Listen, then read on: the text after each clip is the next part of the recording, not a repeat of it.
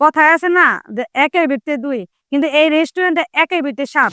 আমি কি জন্য বলছি একের ভিত্তিতে সাত? রেস্টুরেন্টে আসলে ঘুরলেই দেখতে পারবেন। তবে এই ধরনের পরিবেশের রেস্টুরেন্ট ঢাকা শহরে খুব কমই আছে। আসসালামু আলাইকুম, আপনারা সবাই কেমন আছেন? আল্লাহর রহমতে ভালো আছেন। তো আজকে ভাবনা ছিল একটু রেস্টুরেন্টে যাব। এই রেস্টুরেন্টে এমন একটা জায়গাতে যাব যে মানে ঢাকার ভিতরে থেকেও যে ঢাকার বাহিরে একটা ফিল পাওয়া যায়। যখন রেস্টুরেন্টে ভিতরে ঢুকলাম, ভিতরের পরিবেশটা এত মনোরম পরিবেশ যা আপনি না ঢুকলে বুঝতে পারবেন না। তবে রেস্টুরেন্টটা কয়েকটা ভাগে ভাগ করা আছে। ভাগ করা যেমন একটা পাশে দেখা গেছে আপনি বন্ধভাবে মানে রেস্টুরেন্টে বসতে পারবেন এবং খোলাখুলি ভাবেও আপনি রেস্টুরেন্টে বসতে পারবেন।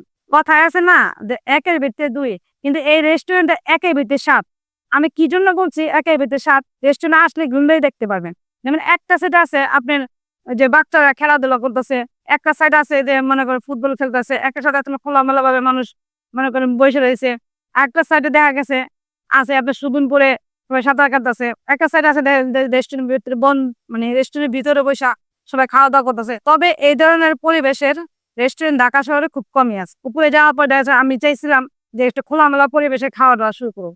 এই চিন্তা ভাবনা থেকে মানে খোলামেলা পরিবেশে আমি বসে গেলাম না। দেখা ওখানে বসে মানে রেস্টুরেন্টের পুরোটা ফিল মানে এতটাই সুন্দর লাগছে, মানে আপনি যদি রাত্রে না যান আপনি এই ফিলটা কখনোই অনুভব করতে পারবেন না।